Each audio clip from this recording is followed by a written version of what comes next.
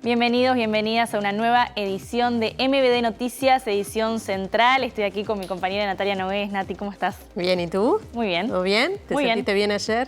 Sí, sí. Seguimos surfeando la ola de calor, ¿verdad? Sí, tremendo. Y parece que se extiende. Es verdad.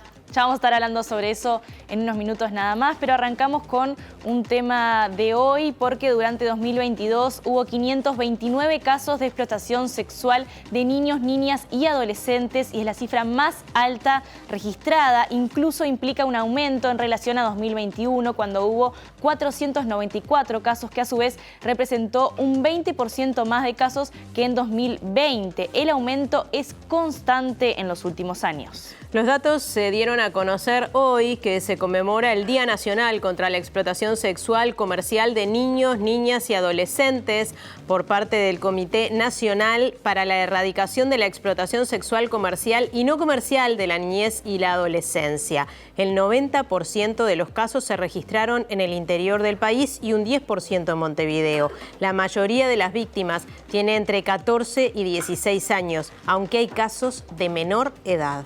Algo que claramente debe encender muchísimas alarmas, pero hay más información para compartir. Sí, tendremos un informe especial sobre esto y mucho más en los titulares a continuación.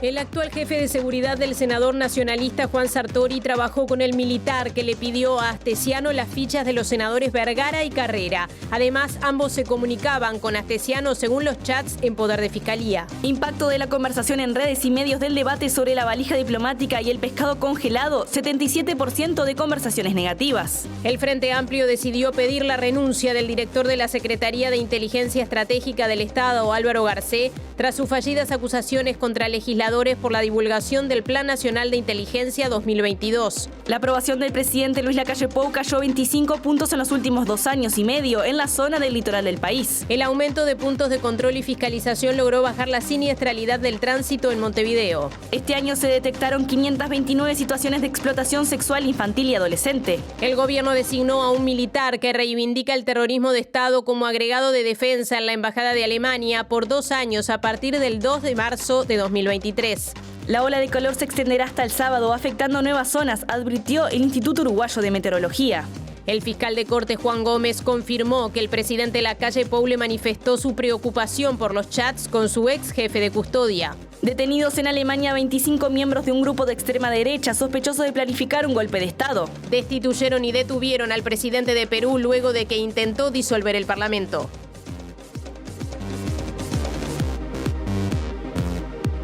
Saludamos a todas las personas que nos están escuchando, además de por TV Ciudad, por Uniradio, la radio de la Universidad de la República, 107.7 FM o uniradio.edu.ui. Y comenzamos, como siempre, por la recorrida y por allí nos llevará Natalia Nogués. Una amplia recorrida, Julieta, porque hoy tenemos a 3 de nuestros compañeros y compañeras compañeras y compañeros recorriendo las calles de Montevideo. Empezamos por una de ellas. Allí está Mariana Abreu. Qué lindo lo que se ve. Mariana, ¿dónde estás? ¿Cómo andás, Natalia? Estamos en el espacio multideportivo del municipio G. Aquí se va a estar realizando en minutos nada más una conferencia de prensa por parte de las autoridades de la Intendencia de Montevideo que van a estar anunciando acciones que tienen que ver con el reciclaje y la recolección de residuos. Más contenedores de plástico, más contenedores metálicos, también la extensión de la herramienta de bolsones y más cooperativas de vivienda que se suman a lo que es el plan de reciclaje. Así que en unos minutitos nada más vamos a estar ampliando esta información, seguramente con nota de las autoridades o conferencia de prensa.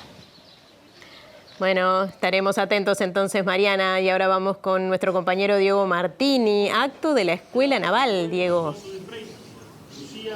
Natalia, Julieta, muy buenas tardes para todas. Así es, nos encontramos en la Escuela Naval donde hoy están egresando unos 29 oficiales y 10 marinos mercantes, la promoción del año 2022. Ayer estuvimos en la Escuela Nacional de Policía, hoy estamos por acá en la Escuela Naval donde también está presente el presidente de la República, Luis Lacalle Pou, recibido por el Ministerio de Defensa Nacional, Javier García, y también están autoridades de la Armada Nacional. Veremos si hoy el presidente de la República habla, ya que en la jornada de ayer no habló, así que estaremos atentos a ello. Bien, y en el Parlamento, Macarena Vico, si no me equivoco, el Salón de los Pasos Perdidos, Maca. Sí, Natalia, así es, porque el Frente Amplio, la bancada del Frente Amplio anunció una conferencia de prensa donde se espera que anuncie el pedido de renuncia del Secretario Nacional de Inteligencia de Estado, Álvaro Garcés, tras los señalamientos y acusaciones hacia los legisladores luego de la divulgación del Plan Nacional de Inteligencia. Recordemos que el 27 de octubre MB Noticias divulgó información sobre este tema y la semana pasada Gilberto Rodríguez, el fiscal, archivó la causa por la denuncia que había presentado Garcés hacia, entre otras cosas, los diputados, los senadores que conformaron esta comisión desde donde él entendía había salido esta información. Bueno, en unos minutos vamos a tener más información al respecto. Minutos nada más. Ahora les comentamos que los chats del caso Astesiano siguen dando de qué hablar y sobre esto estuvieron conversando autoridades del gobierno. Sí sé que el ministro del Interior transmitió la preocupación de la reserva de las conversaciones privadas, familiares, personales del celular y, como lo dijo la fiscal, se aceptó de tal manera. No he tenido comunicaciones con la fiscal. Cuando ella quiera, estoy a la orden, ¿no? Bueno, y empezamos con el desarrollo de la información, porque la fiscal de la causa Astesiano citó en calidad de indagado para mañana al director ejecutivo de la Policía Nacional, Jorge Berriel, por sus presuntas vinculaciones con el ex jefe de custodia presidencial. Así es, Berriel aparece mencionado en diferentes chats con el ex jefe de la seguridad de Luis Lacalle Pou. La fiscal ya indagó a Berriel y ahora va tras nuevas pruebas, lo volvió a citar tras nuevas pruebas.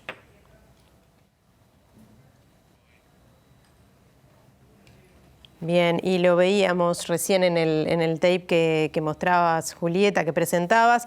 Parece haber fuertes contradicciones entre el ministro del Interior, Luis Alberto Heber, y el presidente de la República, Lacalle Pou, sobre el pedido a la Fiscalía para que no se tuvieran presentes los chats entre el primer mandatario y el ex jefe de su custodia, Alejandro Astesiano. Así es, y el fiscal de corte, Juan Gómez, reconoció que el presidente lo llamó preocupado por el contenido de ese chat, ya que eran de contenido íntimo. Yo nunca hablé con la fiscal, ni hablé antes, ni he hablado ahora. Sí sé que el ministro del Interior transmitió la preocupación de la reserva de las conversaciones privadas, familiares, personales del celular y, como lo dijo la fiscal, se aceptó de tal manera. ¿Cuál fue el error de comunicación que manifestó la fiscal con el director de inteligencia, Correa? No se pregunte a la fiscal, nosotros no decimos eso. Un error de comunicación en cuanto a revisar los chats del presidente y Astesiano. Yo no estoy en polémica con la fiscal, estamos apoyando a la fiscal en todo lo que está haciendo. ¿Usted le manifestó a la fiscal por no acceder a esos chats, como dijo el presidente? No he tenido comunicaciones con la fiscal. Cuando ella quiera, estoy a la orden, ¿no?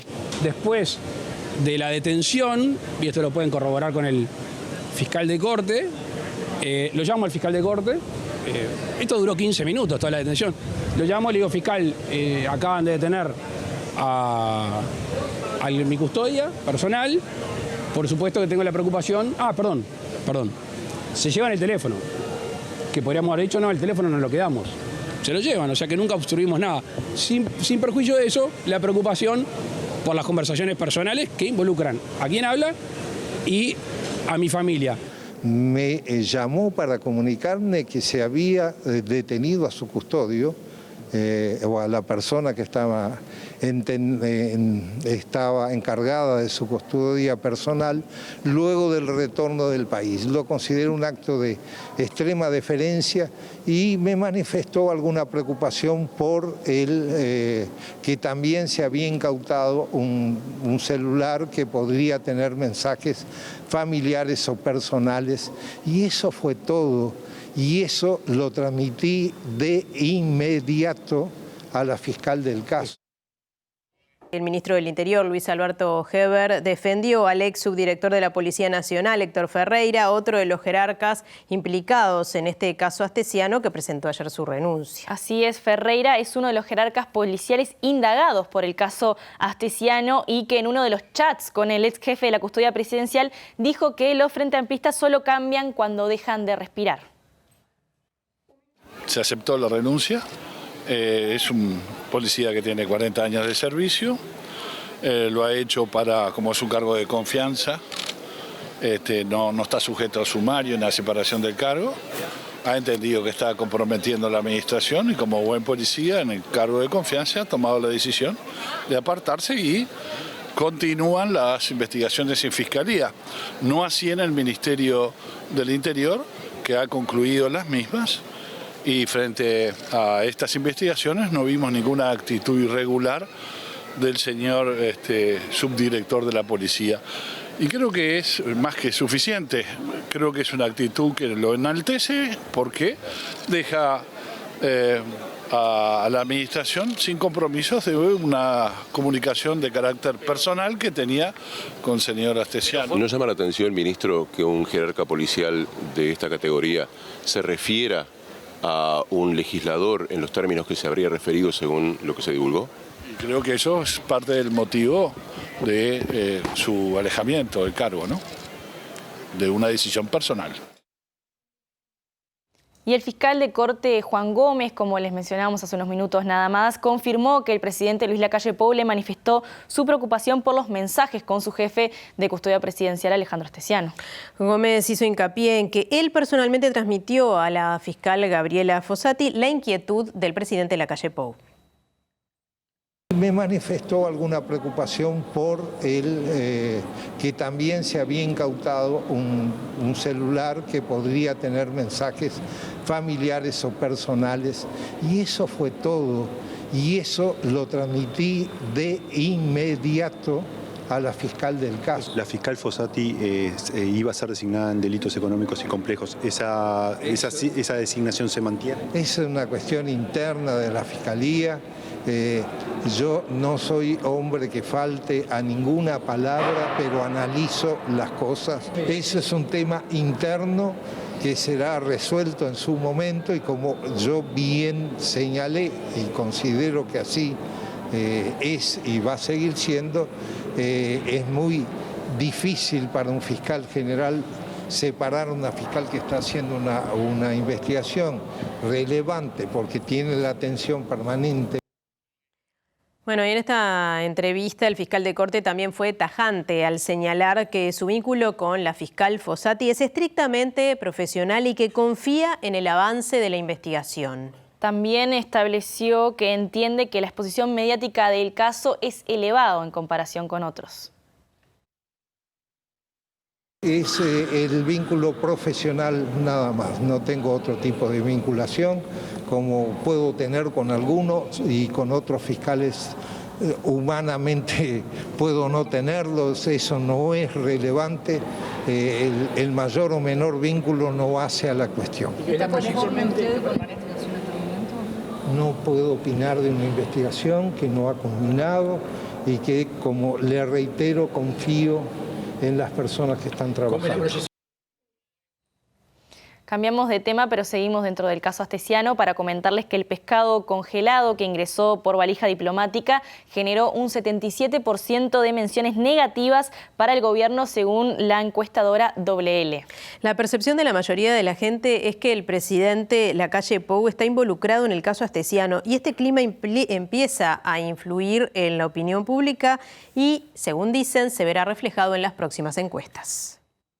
Lo que hicimos fue analizar tanto las interacciones en redes sociales como los comentarios a las noticias sobre el tema. Porque la cobertura de medios, si bien en las notas se buscaba zanjar el tema y aún tenían una línea más favorable al gobierno, los comentarios que generaban esas notas en las audiencias fueron muy negativas. En resumen, de todos los datos que nosotros procesamos, el 77% de la conversación fue negativa para el gobierno. Tienen un clima más desfavorable en este asunto de la valija diplomática y el pescado. Y solamente pudimos identificar un 17% de conversación positiva en este tema. El tema de la valija diplomática y el pescado congelado son el segundo y el cuarto tema más importante en volumen y en negatividad. El primero es la detención, cuando llega al país con el presidente y lo detienen, Y el tercero es el caso de espionaje. La detención de Astesiano es el pico más negativo respecto a las conversaciones sobre el gobierno desde su asunción. La conversación negativa sobre el gobierno creció a fines de noviembre y se mantuvo los primeros días de diciembre. Si un clima es desfavorable durante un determinado tiempo, genera un daño reputacional. Hoy estamos en esa etapa de asignación de responsabilidad, o sea, el clima ya viene siendo negativo durante un tiempo prolongado y empieza a generar una asignación de responsabilidad del presidente y la paulatina pérdida de credibilidad y de confianza. La percepción de la mayoría de la gente es que el presidente está involucrado en estos temas. Entonces es algo que ya empieza a generar una asignación de responsabilidad y el clima desfavorable durante un tiempo prolongado va a empezar a dar un impacto en la opinión pública y en las próximas encuestas se va a ver. Bueno, y también la encuesta de opinión pública Ágora presentó un sondeo recientemente que toma como objeto de estudio la mirada de los habitantes del litoral del país. Así no sé es. Si es este-oeste, me quedé con esa duda. Ya lo vamos a ver en la nota. Esto fue un estudio que se realizó entre septiembre de 2020 y noviembre de este año y marca una caída de 25 puntos en la aprobación de la gestión del presidente Luis Lacalle Pou. El informe presentado por Ágora establece cambios relevantes en algunos de los indicadores que hacen a la actualidad del país. Ante la pregunta realizada a los habitantes del litoral sobre cómo es la situación del país, un 41,2% de los encuestados señalan que está estancado, un 40% que está avanzando, mientras que un 17,1% señala que está retrocediendo. En este ítem, las valoraciones negativas sumadas marcan un 58,3% de la población. Si bien entre las áreas que ubican los encuestados como principales problemas del país se ubican el trabajo, la inseguridad y la economía, irrumpen dos asuntos no mencionados en la población litoraleña de encuestas anteriores: la educación y la droga. La educación es señalada por el 11% de la población como uno de los principales problemas en el marco de una reforma educativa que ha tenido permanentes desencuentros entre gobierno, docentes y estudiantes. Por otro lado, la problemática de la droga es mencionada por un 8% y la corrupción política es mencionada por un 5,5% de los entrevistados. En lo que respecta al manejo de la economía, la seguridad pública y la situación del trabajo y el empleo, el saldo de las tres políticas públicas es negativo, es decir, hay más ciudadanos que la evalúan de manera negativa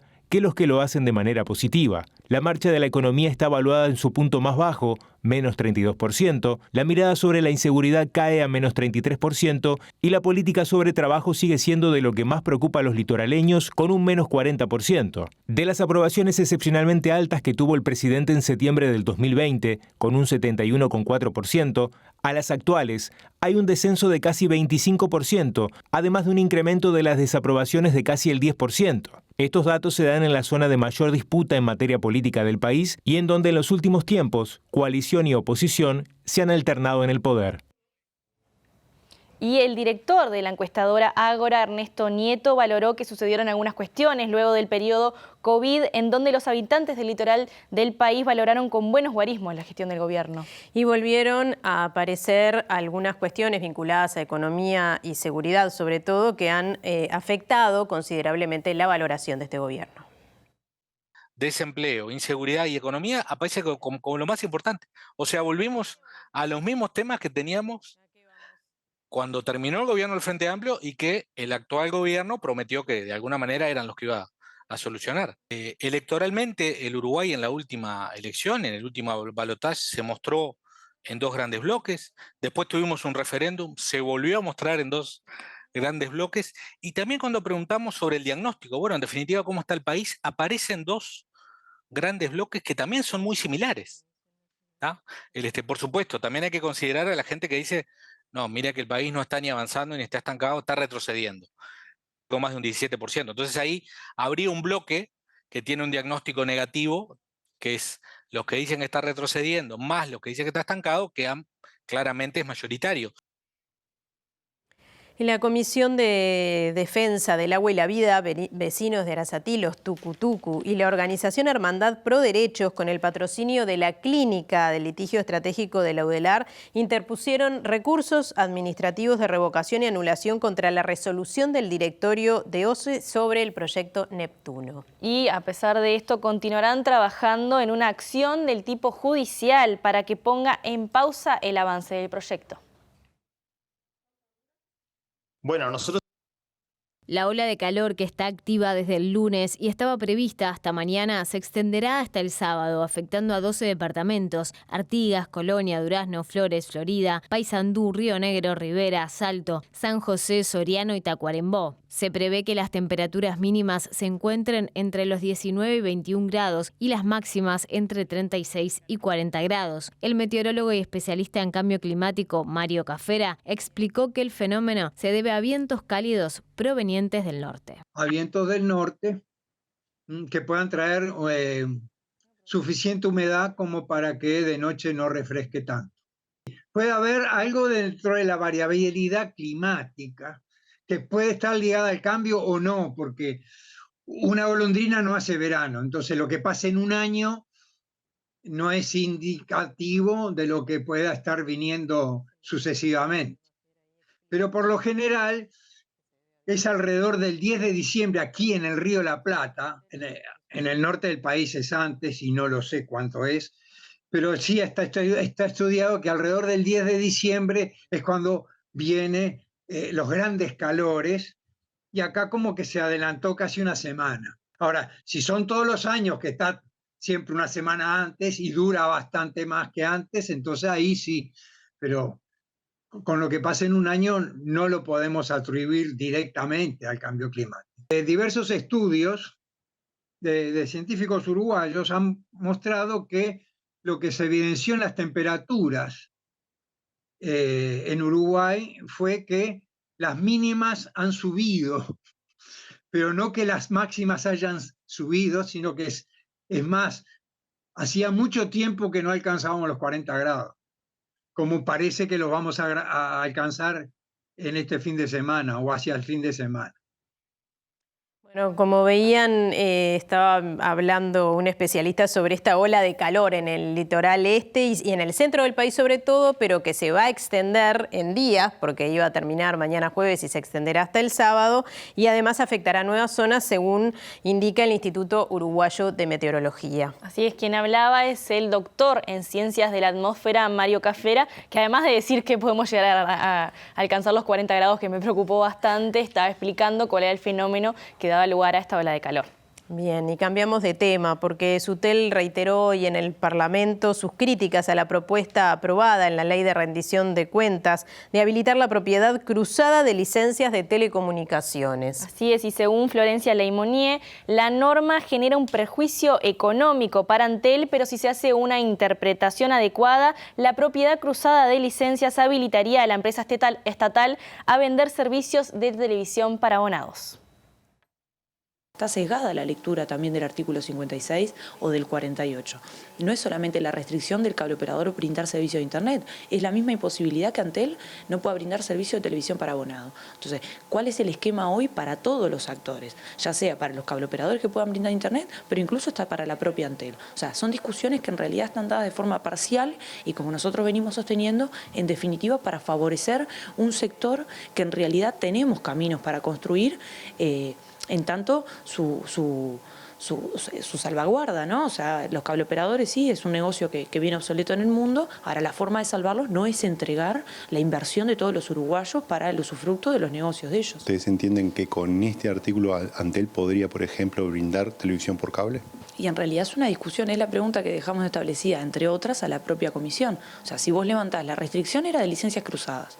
O sea, yo no podía brindar servicio de Internet si brindaba servicio de televisión para abonado, y si brindaba servicio de Internet tampoco podía brindar servicio de televisión para abonado. O sea, en definitiva, ese cruzamiento de licencia, si vos lo levantás, en realidad levantás para los dos lados. Y esa es otra de las preguntas: ¿qué papel o qué lugar va a ocupar Antel en todo el esquema? Que también nosotros venimos planteando. O sea, discutir todo esto en medio de una ley de medios que es muchísimo más amplia. ¿Por qué no nos sentamos a discutir una ley de telecomunicaciones de nuestro país, por ejemplo?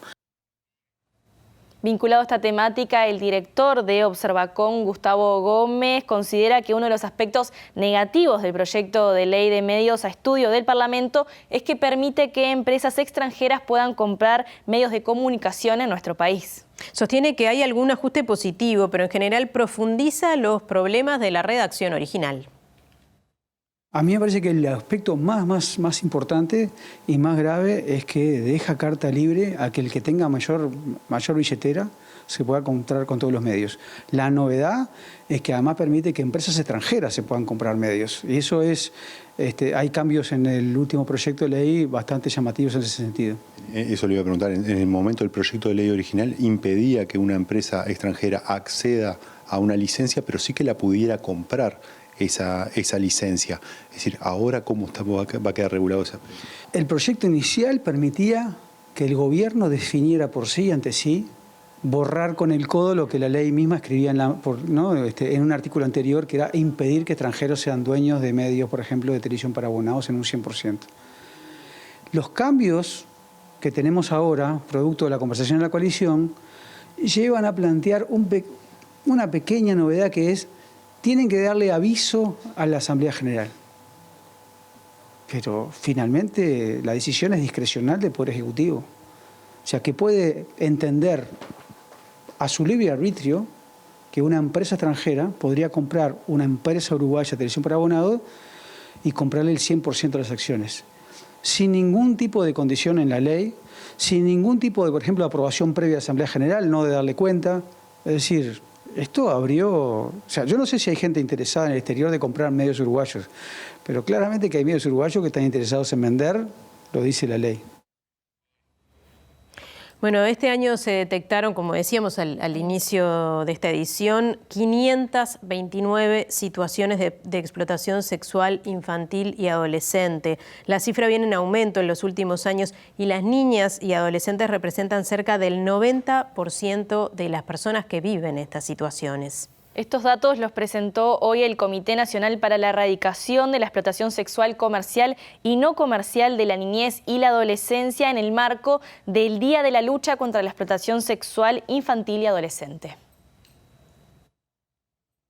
Lamentablemente es esperable poder detectar más aún para poder proteger más niñas, niños y adolescentes de esta violencia sexual que viven muchas veces enmascarada, no se visualiza o se naturalizan situaciones como pueden ser situaciones de arreglos familiares, como aparentes noviazgos entre jóvenes, gurisas, adolescentes de 14, 15 años, con hombres muy adultos, de 40, 45, o situaciones de explotación propiamente dichas, en donde se cambia por dinero, sexo, tanto físicamente como virtual. Hoy también tenemos el problema de la virtualidad, que la virtualidad hay muchas situaciones que también aparece la explotación sexual, la pornografía, la venta de pornografía, Desde la Asociación Civil El Paso destacan la importancia de desnaturalizar para poder visibilizar las consecuencias y los daños y así poder prevenir situaciones de explotación sexual. Para ello es importante el rol del Estado, que entre otras cosas debe brindar atención y contención integral a las víctimas. Y bueno, el Estado tiene que poder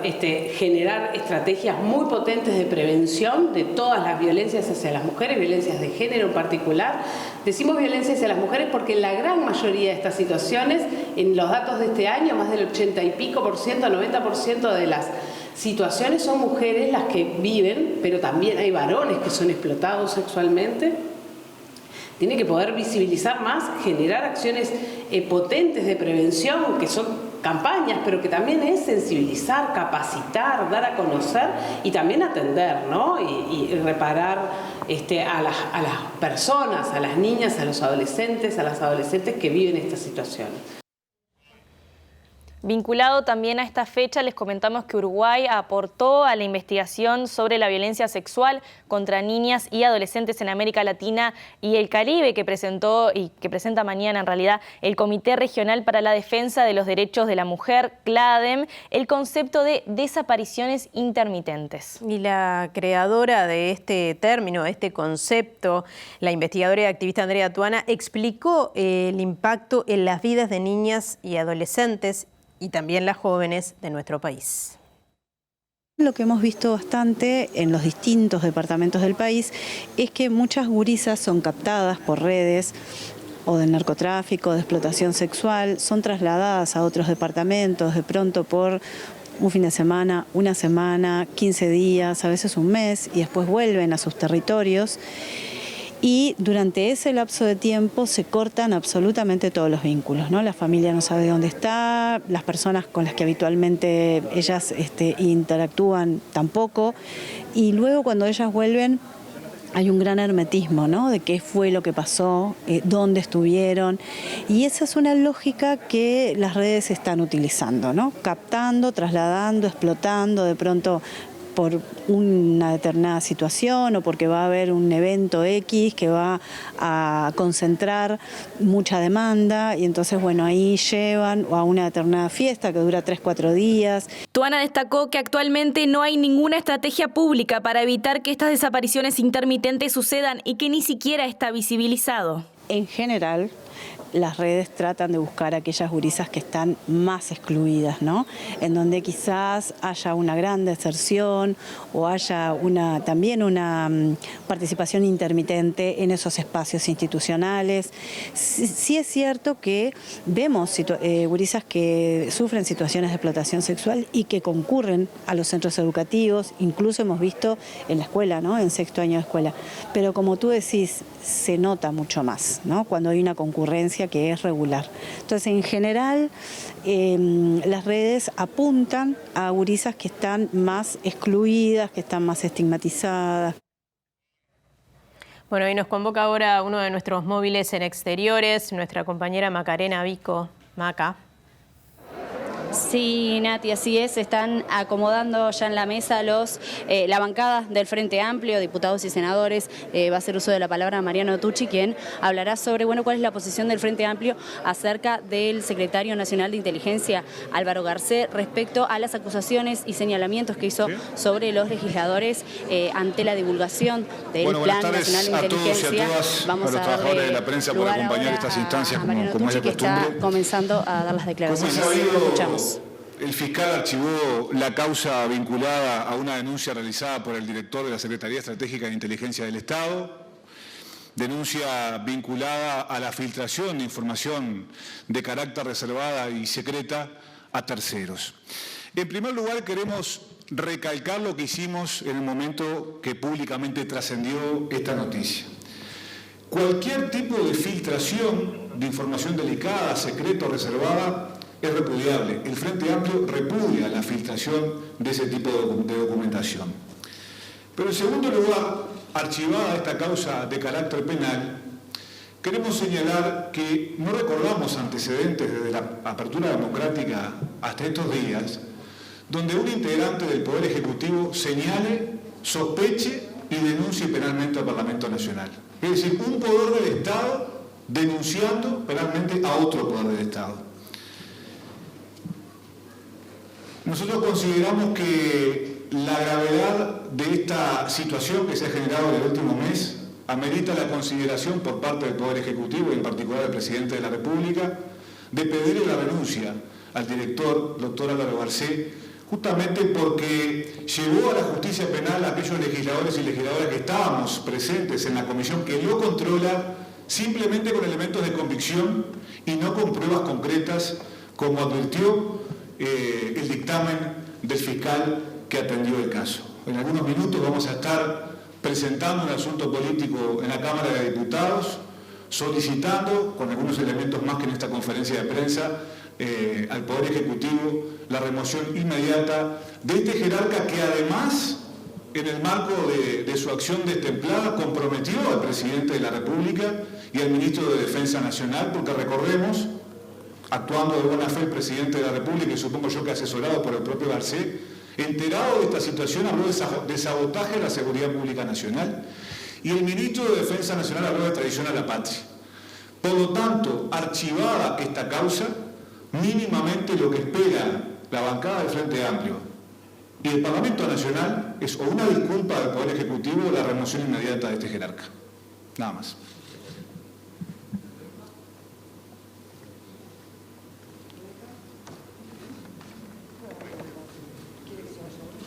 ¿Tonto? Muy bien, muchas gracias. Bueno, bien, allí veíamos entonces la conferencia de prensa de la bancada de diputados del Frente Amplio y volvemos a nuestro tema anterior, Julieta. Así es, les comentamos que la Fiscalía General de la Nación está trabajando para que en 2023 haya representantes de la unidad de víctimas y testigos en todo el país y poder atender y acompañar a niños, niñas y adolescentes en situaciones de abuso o de explotación sexual. El fiscal de Corte, Juan Gómez, dijo además que con la última rendición de cuentas se está buscando un aumento de personal para mejorar la respuesta y acompañar a las víctimas de forma adecuada para llegar a un proceso penal.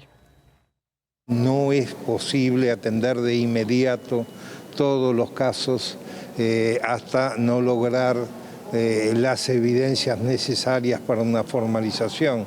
Digo, no es simplemente decir alguien abusó o explotó a un niño, niña o adolescente, sino que hay que llegar a un estado de una razonable certeza para la formalización. Eso lleva trabajo, requiere mucho trabajo de técnicos de la unidad de víctimas de la Fiscalía General de la Nación y que estamos logrando con la última rendición de cuenta un aumento del personal destinado precisamente a esas tareas y lo que no nos va a solucionar el problema, pero nos va a permitir de alguna forma ir mejorando la respuesta.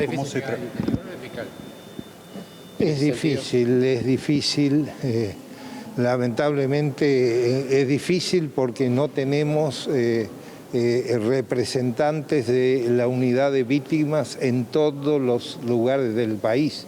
Ese es uno de los objetivos que nos vamos a marcar para el año 2023, de hacer todas las gestiones posibles.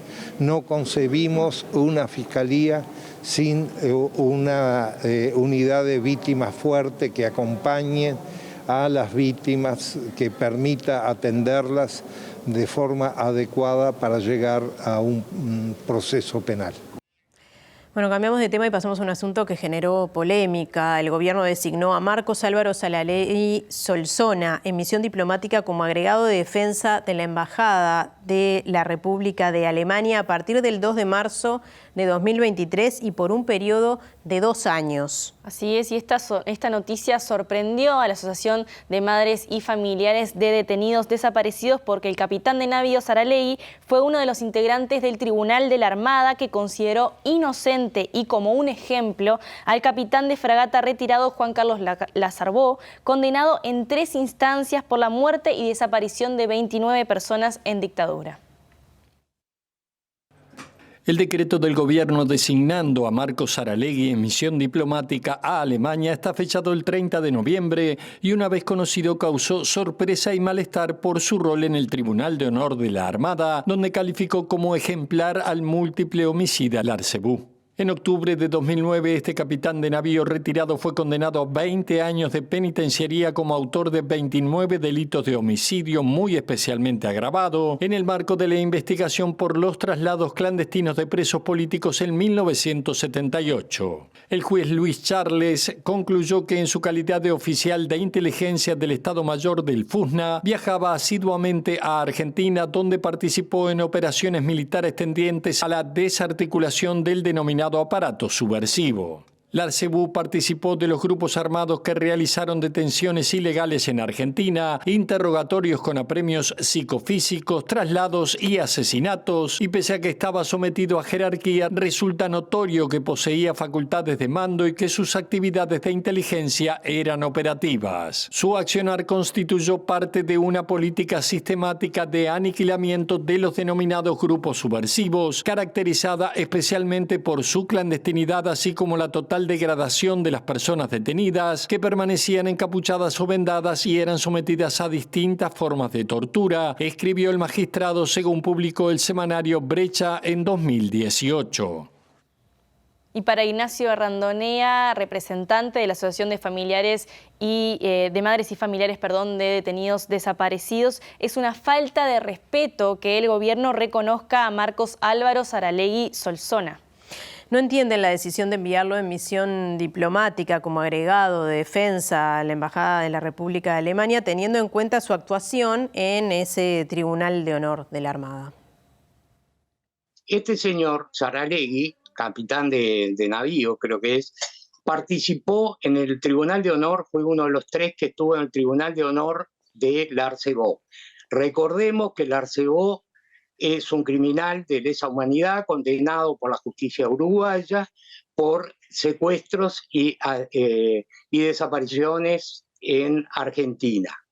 Él estaba en el FUNA, operó entre otros sitios en la ESMA, en Argentina, e hizo desaparecer en el 77 y 78, participó en la desaparición forzada de muchos de los desaparecidos. Por reglamento debe ser sometido a Tribunal de Honor. Fue sometido a Tribunal de Honor y el señor Saralegui y otros 2 más encontraron que no afectaba el honor, sino al revés, que pusieron en ese Tribunal de Honor que el Larcebó era un ejemplo a seguir por las futuras generaciones. O sea, podríamos llegar a decir que es una apología del delito, ¿no? Ese Tribunal de Honor no fue homologado por el Poder Ejecutivo y ahora nos enteramos que como premio se lo va a mandar a Europa, concretamente a Alemania. Entendemos que desde el punto de vista moral, desde el punto de vista ético, es una falta de respeto completa. Al inicio del informativo, nuestra compañera Mariana Abreu nos comentó que la Intendencia de Montevideo va a presentar acciones ambientales en el marco de Montevideo Más Verde. Vamos a ir ahora con ella para que nos desarrolle al respecto de estas acciones, de cuáles van a ser. Allí vemos a la Intendenta de Montevideo. Mariana, te escuchamos para que nos cuentes qué es lo que está sucediendo. Así es, Julieta, aquí está la Intendenta de Montevideo, Carolina Coser, rodeada también de otras autoridades del gabinete departamental, porque están presentando aquí ante los vecinos del municipio G acciones que tienen que ver con el desarrollo ambiental, con la recolección de residuos, también con el reciclaje. Por ejemplo, se anunciaron más contenedores metálicos, también de plástico, o sea, la compra de estos nuevos contenedores, más cooperativas de vivienda que se suman al plan de reciclaje, la extensión de la herramienta de los bolsones también para reciclar residuos, la profundización de la limpieza de los cursos de agua, entre otras medidas que justamente se están dando a conocer aparte de la comunidad. Ahora hay un espacio para preguntas, aquí los vecinos están planteando diferentes inquietudes o bueno, más pedido de información en relación a estas medidas. Aquí hay una señora que está justamente pidiendo explicaciones por un contenedor que se retiró de un asentamiento. Vamos a ver qué dicen las autoridades al respecto. También aclarar, como bien decía Julieta, que esto se enmarca en lo que la Intendencia llama el Plan Montevideo Más Verde. Y ahora sí, vamos a escuchar las palabras de Guillermo Monsecchi, quien es el director de la División de Desarrollo Ambiental. Que nosotros lo vamos a recibir y vamos a responder inmediatamente.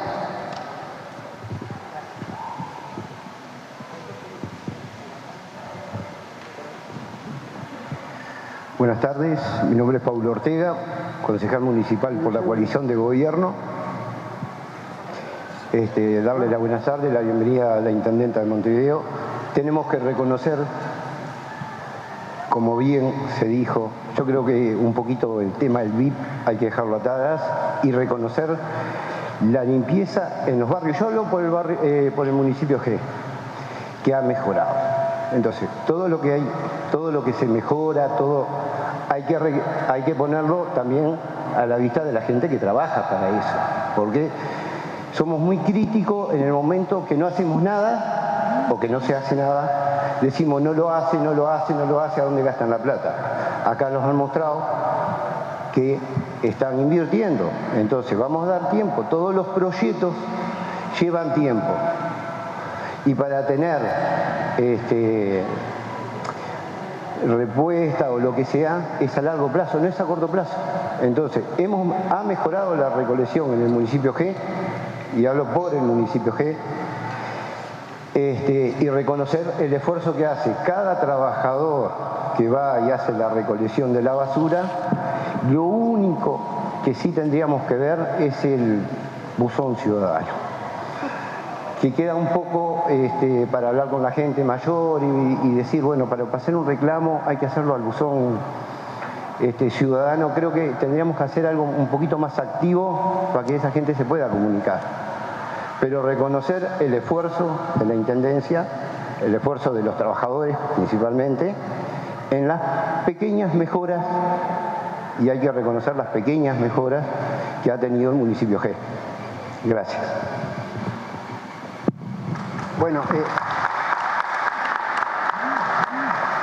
Bueno, primero que nada, muchas gracias. La verdad que nos pone muy contentos el reconocimiento, porque la verdad que trabajamos todos los trabajadores muy duro en tratar de hacer las cosas lo mejor posible. A veces sale mejor, a veces sale peor, pero no tengan ninguna duda que hay un montón de gente tratando de hacer las cosas bien, con la mejor buena voluntad. Respecto al tema del buzón ciudadano, dos comentarios. Uno es, compartimos que tiene que ser lo más sencillo posible, por eso la propuesta del 092-250-260 viene por ese lado. Ustedes ven que cuando uno manda mensaje al 092-250-260 no se le pide cédula, no se le pide identificación, vos tenés un problema, avísame que tratamos de resolverla. Esa es la filosofía.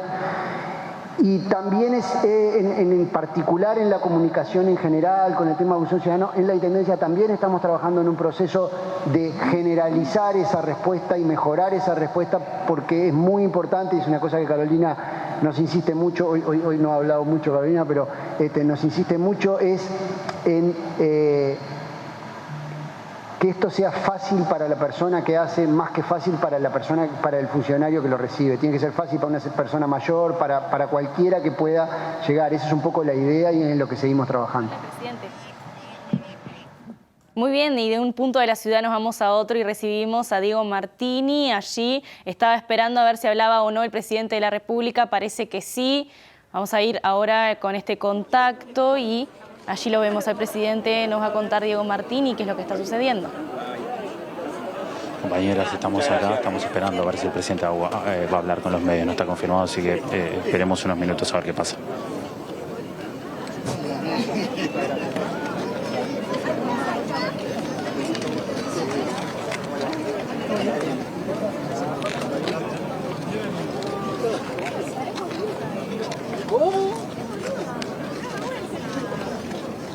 Muchas gracias.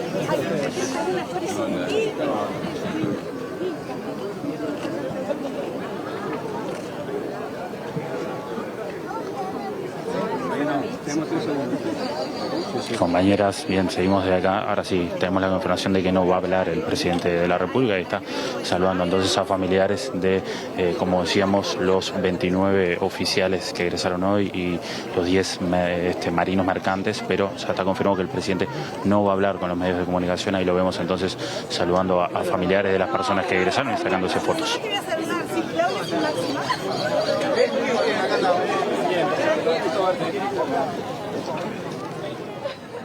Bueno, cambiamos de tema. Se realizó el sorteo del programa de la Intendencia de Montevideo Barrido Inclusivo, que promueve la soberanía económica de mujeres mayores de 18 años que se encuentren desempleadas y con personas a cargo. Y a través de este plan se brindan 105 puestos laborales con un salario de 24.060 pesos durante 9 meses a partir del próximo 9 de enero. El año pasado se eligieron, de acuerdo al mecanismo de sorteo, 105 y este año también. El año pasado se anotaron unas 15.000 y este año 12.824 mujeres trans y cis, que lo que denota es que la necesidad de trabajo en el departamento es muy acuciante. Y bueno, nosotros con esta iniciativa generamos una propuesta, una vía de entrada al mundo del trabajo para el sector más vulnerabilizado de las mujeres de Montevideo, y esa es la idea. Por eso este es el 21º evento de esta naturaleza y como lo decíamos en el breve, antes del sorteo, de este programa lo hemos puesto como un programa faro para todas las políticas de aplicación de lo que nosotros denominamos trabajo protegido, que son todas esas alternativas de inclusión laboral a través de diferentes servicios que la Intendencia necesita hacer, pero además se dan en el marco de la capacitación y la integración social. No es simplemente generación de empleo, sino es empleo y capacitación para que esa instancia sea un cambio de vida para las personas, ¿no?, que participan. Presenta Mercado Agrícola de Montevideo, en el corazón de un barrio donde late la ciudad. Mercado de Historia. Mercado de Historias.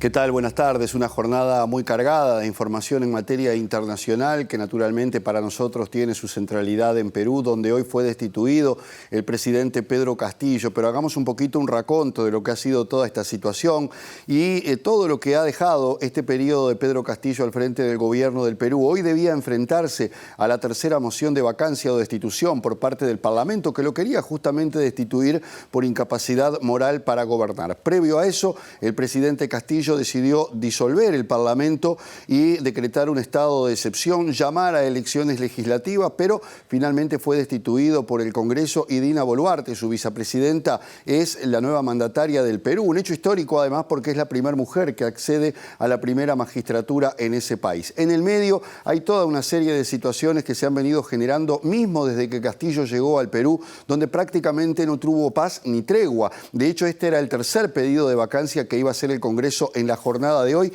y hace apenas pocos días la OEA emitió un informe luego de que una comisión recorriera distintos estamentos en Perú y reconociera que el presidente Castillo no había podido gobernar, no había tenido tregua y que además existía un componente de racismo importante en la sociedad peruana para con el mandatario. De todas maneras, esto se calificó de un autogolpe y por tanto terminó fuera del poder. Ahora está detenido en la prefectura policial y todavía no se sabe cómo va a evolucionar esta frágil situación política que vive el Perú, que tiene a Dina Boluarte como la nueva presidenta.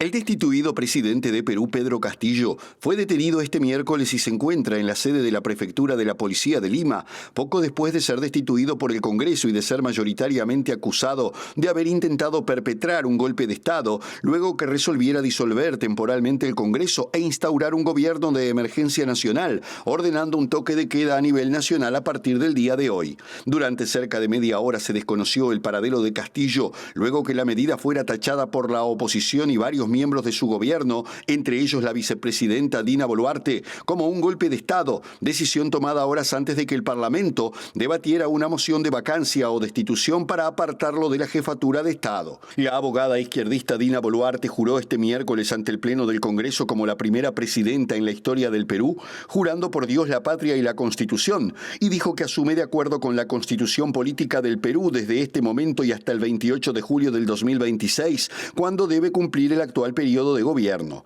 A la ceremonia celebrada en el hemiciclo legislativo acudieron congresistas y otras altas autoridades de los poderes del Estado y de las Fuerzas Armadas que fueron ovacionadas por haber anunciado que respetarían la sucesión constitucional en el país. La OEA convocó para este mismo miércoles una sesión extraordinaria para tratar la situación en Perú, al tiempo que el secretario general de la organización, Luis Almagro, felicitó a Boluarte como nueva presidenta y reafirmó el apoyo de la OEA a la democracia, paz, institucionalidad y a la imperiosa necesidad de recomponer la senda democrática, según dijo el jerarca a través de las redes sociales. Hace mucho tiempo que las autoridades alemanas vienen investigando a nivel de distintas situaciones y por supuesto también de sus fuerzas de seguridad un germen nacionalista que podía generar problemas y los ha generado. De hecho, hoy fueron detenidas unas 25 personas integrantes de un grupo que pretendía tomar el poder por la fuerza, entrar por la fuerza al Bundestag alemán. Aunque esto parezca increíble, tiene mucho que ver con lo que está pasando en Alemania y también confirmando de alguna manera que tanto las Fuerzas Armadas como la policía están filtradas por estos grupos porque varios integrantes formaban parte de esta asociación que estaba planeando precisamente estos ataques y terminar con lo que hoy se conoce como la República Federal de Alemania para instaurar un Reich similar al que había en 1871. Habrá más noticias con respecto a este caso.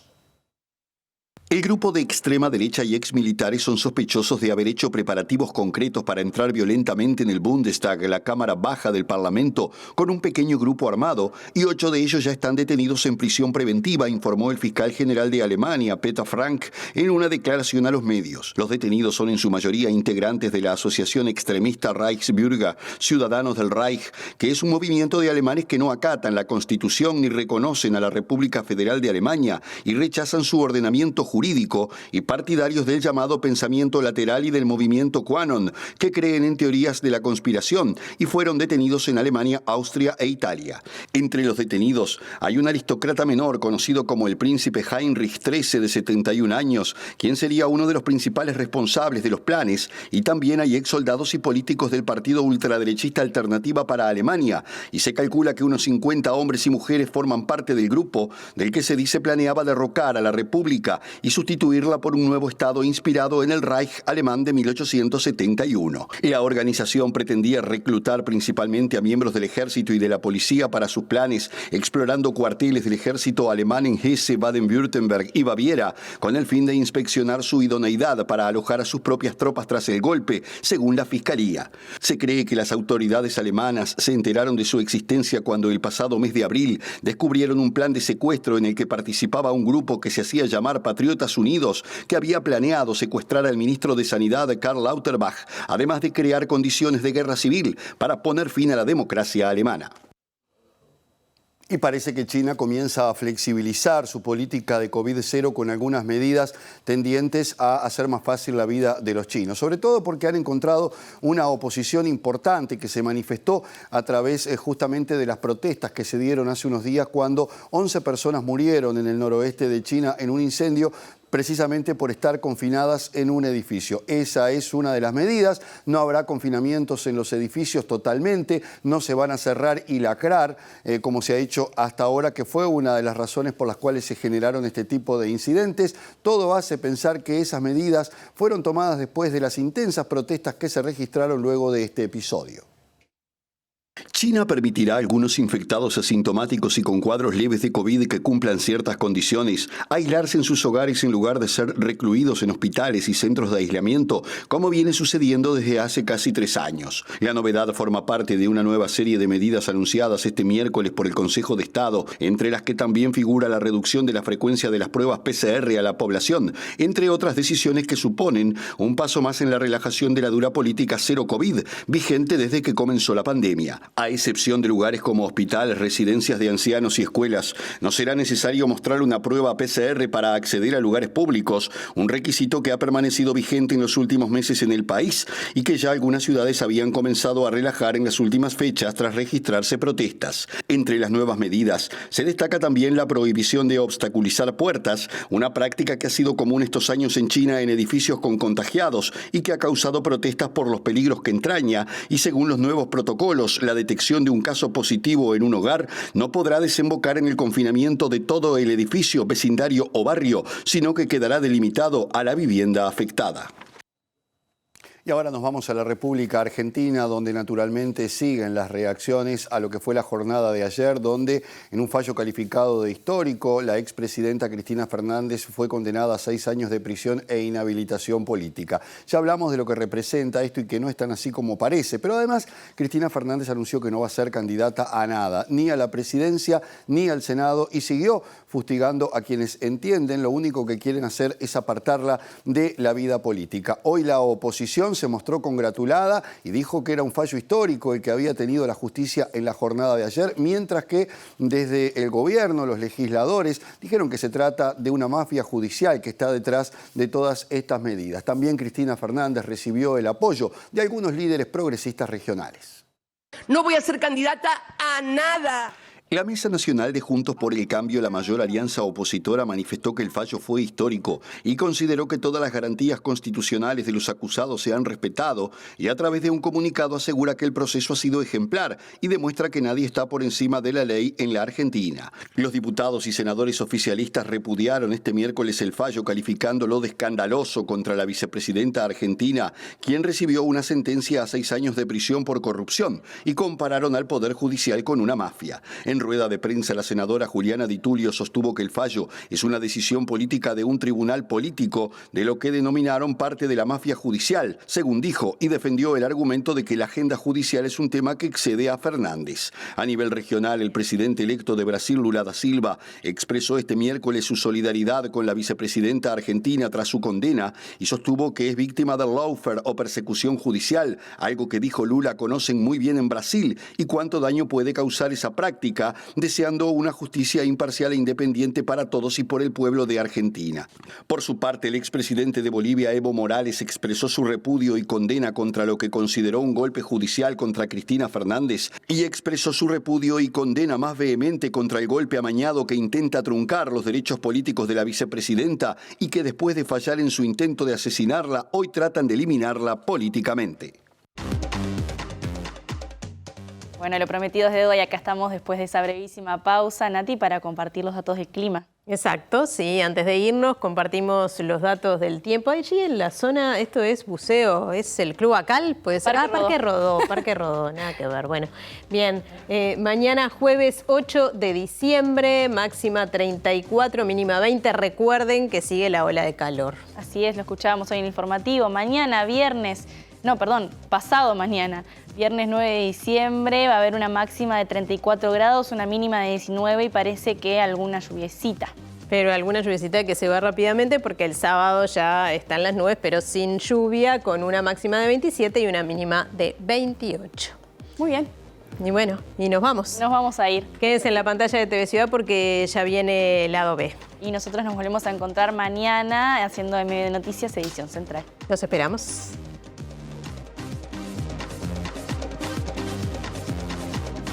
El actual jefe de seguridad del senador nacionalista Juan Sartori trabajó con el militar que le pidió a Astesiano las fichas de los senadores Vergara y Carrera. Además, ambos se comunicaban con Astesiano según los chats en poder de Fiscalía. Impacto de la conversación en redes y medios del debate sobre la valija diplomática y el pescado congelado, 77% de conversaciones negativas. El Frente Amplio decidió pedir la renuncia del director de la Secretaría de Inteligencia Estratégica del Estado, Álvaro Garcé, tras sus fallidas acusaciones contra legisladores por la divulgación del Plan Nacional de Inteligencia 2022. La aprobación del presidente Luis Lacalle Pou cayó 25 puntos en los últimos 2 años y medio en la zona del litoral del país. El aumento de puntos de control y fiscalización logró bajar la siniestralidad del tránsito en Montevideo. Este año se detectaron 529 situaciones de explotación sexual infantil y adolescente. El gobierno designó a un militar que reivindica el terrorismo de Estado como agregado de defensa en la Embajada de Alemania por 2 años a partir del 2 de marzo de 2023. La ola de calor se extenderá hasta el sábado, afectando nuevas zonas, advirtió el Instituto Uruguayo de Meteorología. El fiscal de Corte Juan Gómez confirmó que el presidente Lacalle Pou le manifestó su preocupación por los chats con su ex jefe de custodia. Detenidos en Alemania 25 miembros de un grupo de extrema derecha sospechosos de planificar un golpe de Estado. Destituyeron y detuvieron al presidente de Perú luego de que intentó disolver el Parlamento.